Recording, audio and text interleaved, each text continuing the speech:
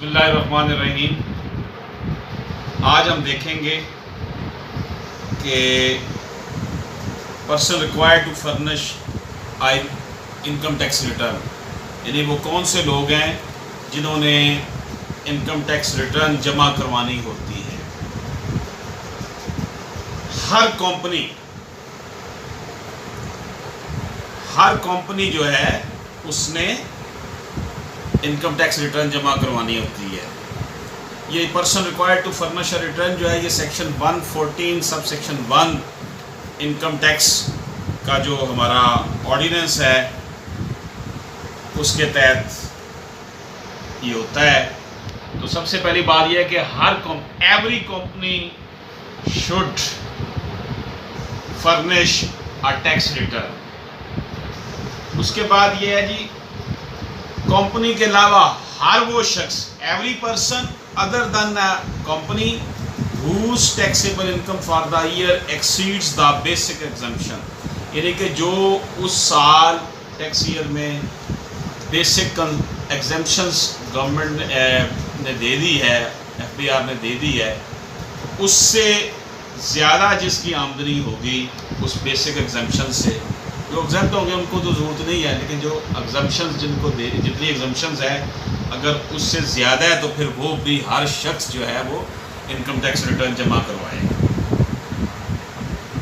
हर वो शख्स जिसकी आमदनी जो है ना वो 3 लाख से ज़्यादा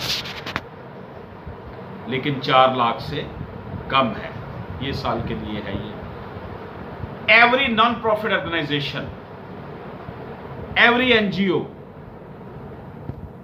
आगे है जी अप्रूव्ड वेलफेयर इंस्टीट्यूशन, FBR से बाज वेलफेयर के इदारे, हॉस्पिटल्स वगैरह या कोई और एजुकेशन इंस्टीट्यूशन जो हैं वो इनकम फ्रॉम एग्जेम्पशन सर्टिफिकेट ले लेते हैं एग्जेम्प्ट फ्रॉम टैक्स का, तो वो भी जो है उन्होंने भी ये जमा करवाना होता है। A person who has been charged to tax in respect of any of the 2 preceding tax years, पिछले 2 सालों में अगर किसी शख्स ने टैक्स अदा किया हो तो उसने भी रिटर्न जमा करवानी है। ऐसा कोई भी शख्स जिसकी म्यूनसिपैलिटी की हदूद में या कंटोनमेंट एरिया की हदूद में या लोकल गवर्नमेंट की हदूद में या इस्लामाबाद की कैपिटल टेरिटरी में 250 स्क्वायर यार्ड्स का अगर उसके पास ऐसी प्रॉपर्टी है 250 स्क्वायर यार्ड्स की, तो वो भी अपनी इनकम टैक्स रिटर्न जमा करें। अब 115 सेक्शन सब सेक्शन 3 के तहत इन लोगों ने टैक्स रिटर्न जमा नहीं करवानी।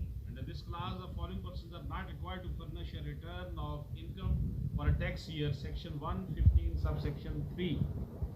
कौन है जी? सबसे पहले विडो, बेवा, जरूरत नहीं है। An orphan below the age of 25 years, orphan जो है यतीम अगर उसकी उम्र 25 साल से कम है। A disabled person, माजूर शख्स को भी जरूरत नहीं है। और non resident person, non resident ने भी नहीं। अच्छा, रेजिडेंट और नॉन रेजिडेंट क्या है? इससे मतलब ये नहीं है कि मुल्की और गैर मुल्की। अगर कोई शख्स मुल्की है या गैर मुल्की है, अगर वो पाकिस्तान में 183 दिन एक साल में टैक्स ईयर में गुजारता है तो उसको हम रेजिडेंट कहते हैं, वरना फिर नॉन रेजिडेंट हो। अगर कोई शख्स जिसकी 550 स्क्वायर यार्ड्स जो है वो प्रॉपर्टी है रेटिंग एरिया में, अगर कोई शख्स जिसका अच्छा ये जिसकी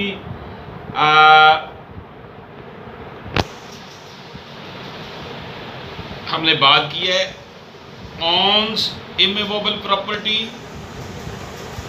with a land area of 500 square yards, इसने भी करवाना है टैक्स रिटर्न।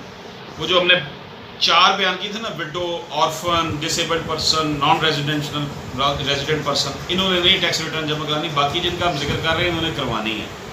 अगर 2000 स्क्वायर फीट या इससे ज़्यादा का रेटिंग एरिया में किसी का अगर फ्लैट है तो उसने भी करवानी है।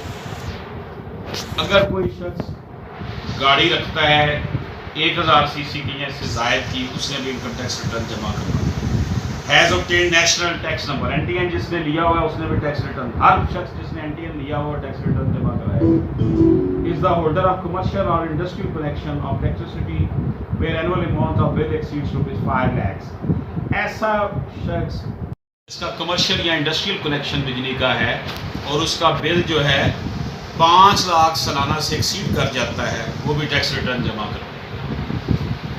उसके अलावा जी ऐसा कोई भी शख्स जो कि किसी रजिस्टर्ड बॉडी यानी chamber of commerce and industry का मेंबर है, किसी ट्रेडर्स एसोसिएशन का मेंबर है, मार्केट कमेटी का मेंबर है, किसी प्रोफेशनल बॉडी जिनमें पाकिस्तान इंजीनियरिंग काउंसिल है उसका मेंबर है, Pakistan medical and dental council का मेंबर है, बार काउंसिल का मेंबर है, institute of chartered accountants of Pakistan का मेंबर है, institute of cost and management accountants of Pakistan का मेंबर है। गोया कि हर इंजीनियर जो कि पाकिस्तान इंजीनियरिंग काउंसिल से रजिस्टर्ड है, हर वकील ने तो ज़ाहिर है बार काउंसिल का मेंबर होना ही होता है, हर डॉक्टर उसने भी पाकिस्तान मेडिकल एंड डेंटल, गोया कि हर डॉक्टर हर वकील ने टैक्स रिटर्न जमा करवानी है।